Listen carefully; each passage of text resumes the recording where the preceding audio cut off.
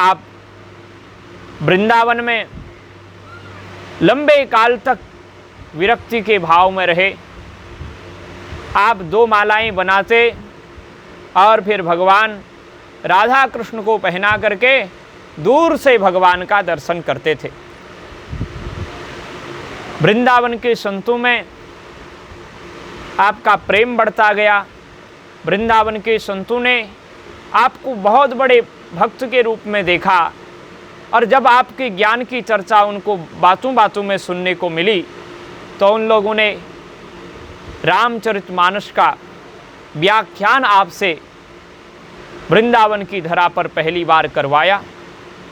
तो रामचरितमानस की व्याख्या, रामचरितमानस में भगवान श्री राम का वह दिव्यतम स्वरूप आप जब वर्णन करते तो सभी श्रोताओं को अद्वितीय लगता, ऐसा लगता कि हम पहली बार ये विषय सुन रहे हैं। आप जिस भी विषय पर बोलते थे वह विलक्षण प्रतिभा से युक्त ही होता था। और आप श्रीमद् आद्य गुरु शंकराचार्य भगवान की परंपरा में थे, इसलिए 5 देवों की उपासना करते थे। पंचदेवोपासना आप नित्य करते थे। आपके साथ में भगवान महादेव का पवित्र शिवलिंग और भगवान नारायण का वह शालिग्राम शिला रहती थी। आप उन दोनों का रोज यजन करते। आप महापुरुष के इस जीवन के इन पहलुओं से मनुष्य कितनी ज़्यादा प्रेरणा ले सकता है वह कम है। आप एकादशी व्रत रोज करते थे और संपूर्ण एकादशी व्रतों का आपने अपने जीवन में पालन किया। आप निर्जला एकादशी व्रत रखते थे, कभी जल ग्रहण नहीं किया आपने एकादशी को, भोजन की बात तो दूर रही। और अन्य भी जैसे पर्व आते थे, व्रत आते थे, उन पर्वों में, उन व्रतों में भी आप उपवास ही रखा करते थे और उपवास में भी आप निर्जल रहा करते थे। और इस पवित्र अवसर में भी आप कभी कोई आवश्यक शास्त्रीयता का विषय हो, प्रवचन आदि हो, तो प्रवचन भी जरूर करते थे। एक बार तो आपके साथ हमने संतों से सुना कि प्रवचन करते करते, क्योंकि जल भी ग्रहण नहीं करते थे, एकादशी का वह पवित्र दिन था, तो आपको मूर्छा आ गई। आप मंच में ही प्रवचन करते करते गिर गए और जब आप गिरे तो लोगों ने आकर के आपके पास कहा, महाराज थोड़ा जलपान कर लो। आपने उनसे मना किया और उसके पश्चात जब आपकी मूर्छा पूरी हुई तो आपने श्री राम जय जय राम, श्री राम जय जय राम, इस प्रकार से राम नाम की ध्वनि करते हुए अपना प्रवचन पुनः प्रारंभ कर दिया।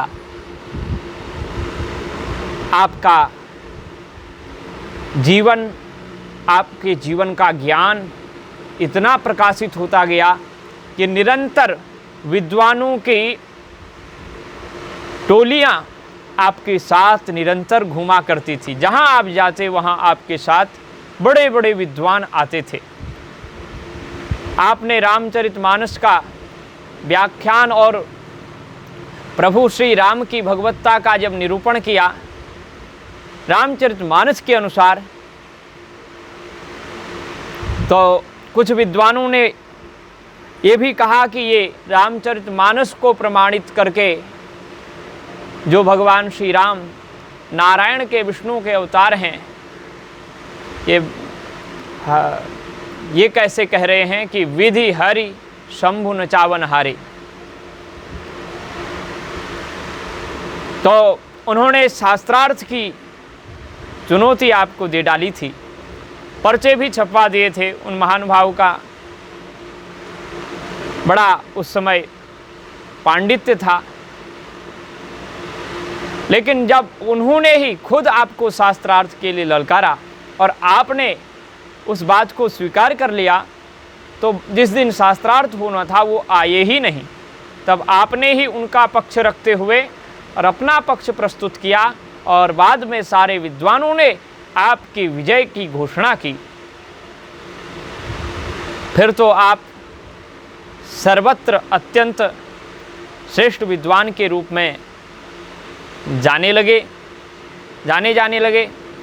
आपकी विलक्षण प्रतिभा से सब लोग अत्यंत लाभान्वित होने लगे। आपने शास्त्रीयता की दृष्टि में ये किया, आप दूसरे संतों से भक्ति की अनेक प्रकार की कथाओं का श्रवण किया करते थे। आप सुनते भी थे और सुनाते थे भी। आप ज्ञान की चर्चा करते थे तो आप ज्ञान शिरोमणि हो जाते थे। आप वैराग्य की चर्चा करते थे तो वैराग्य शिरोमणि की तरह दिखते थे। आप रस के ऊपर व्याख्यान देते थे तो आप रसाचारी के रूप में प्रस्तुत होते थे। आप भक्ति के ऊपर जब व्याख्यान देने लग जाते थे तो वो विलक्षण ही होता था। आपका जो व्यक्तित्व था उसका हर मार्ग में बहुत बड़ी पकड़ थी। आप आचार्य कोटि के श्रेष्ठ महापुरुष रहे। आपने गौ माता की सुरक्षा के लिए बहुत बड़ा प्रयास किया और भारत की जो तत्कालीन पार्टियां थी और सरकार थी उससे भी आपने निवेदन किया कि किस प्रकार से गो हत्या अब बंद होनी चाहिए और गौ माँ की सुरक्षा होनी चाहिए, गौ माँ का पालन होना चाहिए।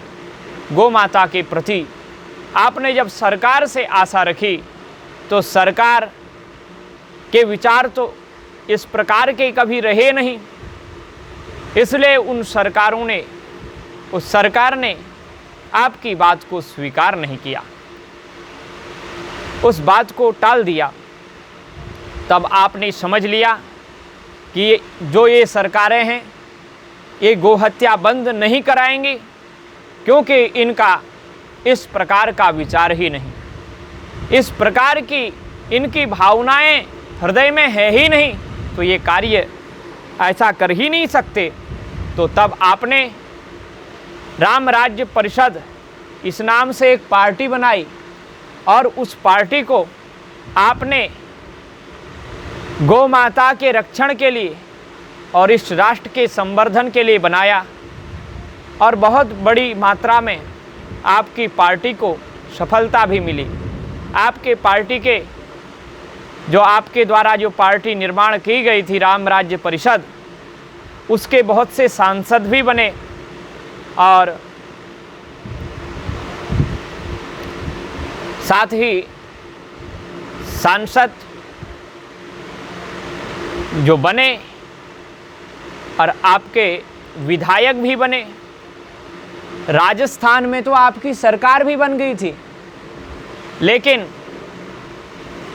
बाद में जितनी जनसंख्या आपके प्रवचन को सुनने के लिए इकट्ठी होती थी, उतनी संख्या में आपकी पार्टी को बहुमत नहीं मिला। लोग आपको स्वीकार करते थे, लेकिन कई लोग ऐसे थे जनसामान्य, वह आपकी विचारधारा से अनभिज्ञ होने के कारण आपको हृदय से स्वीकार नहीं कर पाते थे और अन्य सरकारों को ही वोट दिया करते थे। तो आपकी विलक्षण प्रतिभा, सरकार तो लोगों के अधीन होती है, लोगों के विचार तो भेड़ चाल की तरह होते हैं। जहाँ ज़्यादा भीड़ होती है, जहाँ लोगों का ज़्यादा मत होता है, जिनका ज़्यादा प्रचार प्रसार होता है, उन्हीं के प्रति लोग आकर्षित होकर के वोट दे देते हैं। लेकिन आपने गौ माता के प्रति, राष्ट्र के प्रति और धर्म संस्कृति के प्रति जो योगदान दिया वो अद्वितीय हो गया। आपने अनेकों बार सरकार से ये विनती की, ये कहा कि आप गौ माँ का संरक्षण करो, गौ माता को राष्ट्रमाता के रूप में उनको एक श्रेष्ठ पद दो और माँ को सुरक्षित करने का हमें आश्वासन और आश्वस्त करो। तो ऐसे वक्त पर जब सरकारें नहीं सुनने लगी तो आपने 10 लाख से भी ज़्यादा लोगों को इकट्ठा किया, जिसमें सबसे ज़्यादा मध्य प्रदेश के लोग थे, राजस्थान के लोग थे और अन्य भी क्षेत्रों के लोग आपसे जुड़े हुए थे, जिसमें सन्यासियों की संख्या भी थी, गृहस्थों की भी संख्या थी, आस्तिक जगत के जितने भी लोग हैं उसमें बड़ी संख्या में भाग ली। यहाँ तक कि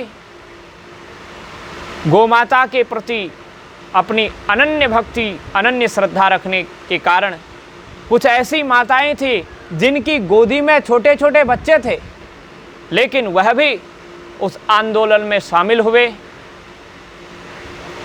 वो आंदोलन आपका बढ़ता हुआ दिल्ली तक पहुंचा। दिल्ली की तत्कालीन सरकार इंदिरा गांधी की थी और इंदिरा गांधी ने उस समय उस आंदोलन को विफल करने के लिए सब लोगों पर गोलियां चलाना प्रारंभ कर दिया, लाठियां चलाना प्रारंभ कर दिया। और जब वह अभियान फेल हो गया तो कई लोगों का मन हार गया, लेकिन आपने तब भी गौ माता के प्रति निष्ठा दिखाते हुए अपनी राह नहीं छोड़ी। आप गौ माता के लिए निरंतर काम करते ही रहे और इसी गोरक्षा आंदोलन के वक्त निकम्मी सरकारों ने आपको जेल में भी डालने का प्रयास किया, आपने जेल में भी बिताए, लेकिन आपने इस राष्ट्र के उन्नयन के लिए, इस राष्ट्र की उन्नति के लिए जो कार्य करने आप आए थे, जिसलिए आपका अवतरण हुआ था, वो कार्य आप निरंतर करते रहे। आपने श्रेष्ठ सन्यासियों को निर्माण किया। आज भी उन सन्यासियों में से जगह जगह बहुत से लोग राष्ट्र के प्रति आपकी प्रेरणाओं से प्रेरित होकर के कार्य कर रहे हैं, गोमाता के लिए कार्य कर रहे हैं। आपके विचारों से अत्यंत प्रेरित उस समय के गोवर्धनपुरी पीठाधीश्वर श्रीमद् जगद्गुरु शंकराचार्य श्रीमद् निरंजन देव तीर्थ जी महाभाग गोमाता के लिए आंदोलन में रहे, अनशन किए और उन्होंने छत्र चवर आदि भी छोड़ दिया। बोले जब तक गोमाता सुरक्षित नहीं होगी तब तक हम सिंहासन आदि, चवर आदि और छत्र आदि नहीं लेंगे। उन्होंने ये नियम आजीवन पालन किया और वर्तमान के शंकराचार्य श्रीमद् जगद्गुरु शंकराचार्य महाभाग स्वामी श्री निश्चलानंद सरस्वती जी महाराज भी उसी नियम का पालन कर रहे हैं। आज भी वह न छत्र लेते हैं, न चांदी आदि के सिंहासन पर बैठते हैं, बिल्कुल साधारण उनका आसन होता है, उसी में बैठते हैं और उनका भी यही संकल्प है कि जब तक गौ माता राष्ट्रमाता नहीं होगी, जब तक गौ माता सुरक्षित नहीं होगी, तब तक वह भी उसी प्रकार से रहेंगे। और निश्चित रूप से गंगा मैया गौ माँ अब कृपा करेंगी कि जल्दी ही गौ माता का राष्ट्र माता के पद पर अभिषेक होगा और यह भारत गौ माता के कलंक से रहित होगा। और आपको सच्ची श्रद्धांजलि भी यही होगी। आप उस दिन प्रसन्न, अत्यंत आनंदित होंगे जिस दिन ये देश गौ माता के रक्त से विहीन हो जाएगा, गौ माता के कलंक से विहीन, गौ माता की हत्या के कलंक से विहीन होगा। जिस दिन आनंद पूर्वक गौ माता इस पृथ्वी पर विचरण करने लगेगी, भारत देश की भूमि में गौ माता आनंदित होकर के विचरण करेगी, उस दिन निश्चित रूप से आपको अत्यंत आह्लाद और प्रसन्नता होएगी। तो आपका तो विलक्षण जीवन ही गौ माता के लिए, राष्ट्र माता के लिए रहा। आपकी शास्त्रीयता, आपका ज्ञान विज्ञान आज भी आस्तिक जगत को, वैदिक परंपरा के अध्येताओं को प्रेरणा देता है और उन शास्त्रों को समझने की एक कला प्रदान करता है। आपके प्रवचन की जो शैली थी वो विलक्षण थी। आपके वाक्यों को समझना भी साधारण व्यक्ति के लिए कठिन था, क्योंकि आप वैदिक भाषा और संस्कृत के ज़्यादा शब्दों को अपने वाणी में लाते थे, उसको प्रस्तुत करते थे। आपके एक दो ग्रंथ पढ़ने का सौभाग्य मुझे प्राप्त हुआ, तो पढ़ते समय कुछ बातें समझ में नहीं आती थी, लेकिन उसको पढ़ने की बहुत इच्छा होती थी, क्योंकि उसमें ऐसे ऐसे शब्द थे जिन शब्दों को पा करके वाणी को अलंकृत किया जा सकता है, वाणी को सुशोभित किया जा सकता है। आप भगवान का नाम भी जब लेते थे तो नंदनंदन, यशोदानंदन, ब्रजेंद्र नंदन, गोप गोपीजन वल्लभ, श्याम सुंदर मदन मोहन, कृष्ण चंद्र जी, इस प्रकार से विशेषणों को लगा करके भगवान का पवित्रतम नाम लेते थे। आप की सत प्रेरणाओं से सारा मानव समाज प्रेरित हो और आप जैसे महापुरुषों के प्रति उनकी श्रद्धा बढ़े, शास्त्रों के प्रति रुचि हो, शास्त्रों के प्रति श्रद्धा जगे, यही इस समय की आवश्यकता है। आपका ज्ञान विज्ञान विलक्षण ही था। आप संतों के अत्यंत प्यारे थे, सब आपको गुरु भाव से देखते थे। आपकी वैराग्य सत्ता अत्यंत सुदृढ़ थी और वृंदावन में, हरिद्वार में, काशी में, अन्य भी तीर्थ क्षेत्रों में आपने निवास किया। आज भी आपके शिष्य, सबसे सुप्रसिद्ध शिष्य जो शंकराचार्य के रूप में गोवर्धन पीठ पर अभिषिक्त हैं, उनकी प्रतिभा भी विलक्षण है। तो आप जैसे महाभाग गौ माता के प्रति अत्यंत श्रद्धा रखने वाले, आप भागवत के प्रति विलक्षणता आपकी बुद्धि में थी। भागवत की अनेकों व्याख्याएं आप करते ही रहे जीवन में, अनेक प्रकार के शास्त्रार्थ के, अनेक प्रकार की भगवत चर्चा की, जो भी आपने जब भी किया वह अद्वितीय रहा। आप नित्य भगवान का, आप महाभाग ने राम राज्य की परिकल्पना की। राम राज्य में किस प्रकार से सुखपूर्वक, आनंदपूर्वक रह सकते थे, आपने मार्क्सवाद का खंडन किया और राम राज्य की स्थापना यही सबके लिए सुखद माना। तो आपका जीवन विलक्षण था। आपने स्वेच्छा से भगवत धाम की यात्रा की।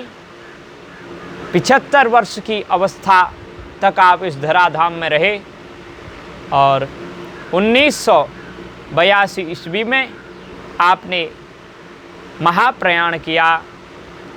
आपने काशी में, गंगा जी में पहले ही कह दिया था कि मुझे जल समाधि देना, तो आप गंगा मैया की गोदी में समाधिस्थ हो गए। आज आपका चरित्र गाते हुए हम अत्यंत प्रमुदित होते हैं, आह्लादित होते हैं। आपसे अनेक प्रकार की प्रेरणाओं को ग्रहण करने का प्रयास कर रहे हैं। आपका जो अद्भुत जीवन था वो सब के लिए मंगलमय हो जाए, आप निरंतर यही कहते थे कि धर्म की जय हो, अधर्म का नाश हो, विश्व का कल्याण हो, प्राणियों में सद्भावना हो, गौ माता की जय हो, गौ हत्या बंद हो, प्राणियों में सद्भावना हो, सबका कल्याण हो। सर्वे भवन्तु सुखिनः, सर्वे सन्तु निरामया, सर्वे भद्राणि पश्यन्तु मा कश्चित् दुःख भाग् भवेत्। आप सर्वत्र मंगल की कामना करते रहे अपने जीवन में, सबको शास्त्रीयता के मार्ग पर अग्रसर करने का प्रयास करते रहे अपने पवित्र जीवन में। आपने श्रीमद् आदिगुरु शंकराचार्य भगवान की इस सुदृढ़ परंपरा को आगे बढ़ाया और उसको सुस्थापित किया। शंकराचार्य भगवान के रूप में ही आपको सारा जगत देखता है, हम लोग देखते हैं, आस्तिक जगत देखता है। आप उस गद्दी पर कभी बैठे नहीं, उसका आपने कभी पद ग्रहण नहीं किया। इससे आपकी जो पद से आपकी विरक्ति थी वो वैराग्य दिखाई देता था, आपका विलक्षण वैराग्य। आपको लोगों ने कहा कि आप शंकराचार्य के पद को स्वीकार कीजिए, लेकिन आपने इस मानव जीवन को पूरे राष्ट्र की रक्षा के लिए लगा दिया, क्योंकि शंकराचार्य का अपना भी एक भाग विभाग होता है, उसमें उसके भी कुछ नियम होते हैं। लेकिन आपने सारे नियमों को भारत माता के लिए पालन किया। राष्ट्र बचना चाहिए, गौ माता बचनी चाहिए और हिंदू संस्कृति, वैदिक संस्कृति बचनी चाहिए, और आप योग्यतम आचार्यों को ही शंकराचार्य आदि पदों पर अभिषिक्त करने के पक्षधर थे। और आज भी आपकी प्रेरणा से लोग प्रेरित हों। हम सब इन्हीं वाक्य पुष्पों के द्वारा आज आपकी अर्चना करते हैं, वंदना करते हैं कि हम सब आपके द्वारा सत्प्रेरणा को प्राप्त करें, आपके शुद्ध पवित्र संकल्पों से प्रेरित होकर के अपने मानव जीवन को धन्य करने का प्रयास करें। जय जय श्री राधे। हर हर महादेव। सर्वभूत हृदय सम्राट, धर्म चक्रवर्ती, धर्म सम्राट, यज्ञ सम्राट, अनंत श्री विभूषित श्रीमद् ब्रह्मलीन स्वामी श्री हरि हरानंद सरस्वती महाभाग स्वामी श्री करपात्री जी महाराज की जय हो, जय हो।